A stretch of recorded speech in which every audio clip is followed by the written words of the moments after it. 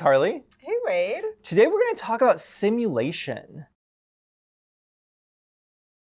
What are simulations? So simulation is the idea that there's going to be a lot of things that's going to be really, really difficult for us to calculate using statistics, using all of the probability of different events happening.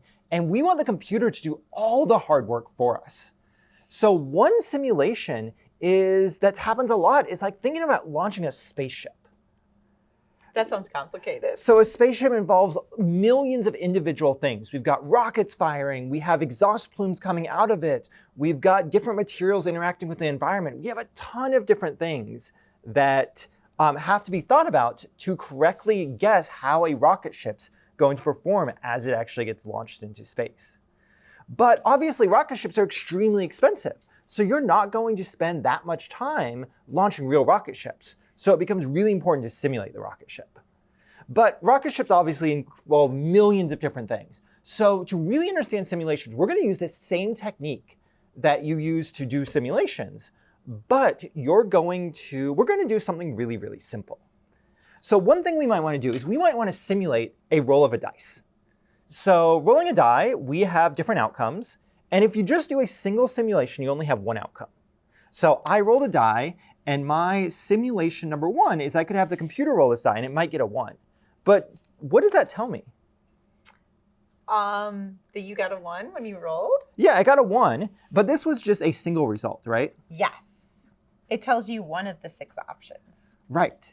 And in a simulation, we're just going to describe the rules of the environment, and then we'll let the computer figure out what are the different possibilities. So the second simulation might roll a 6. So if we think about this, what are we basically doing?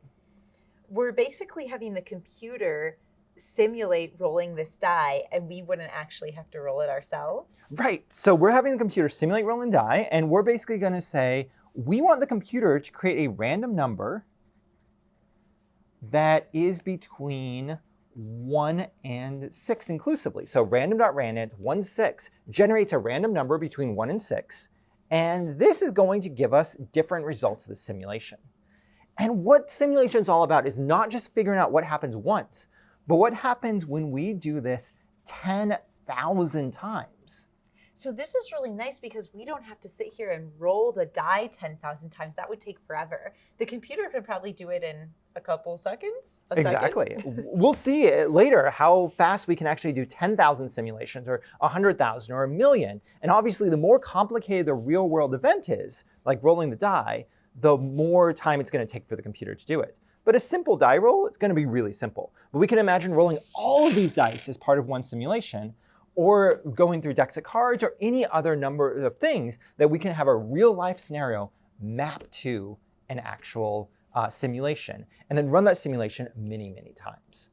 The one final bit about simulations is simulations are always going to be an estimation of the underlying probability.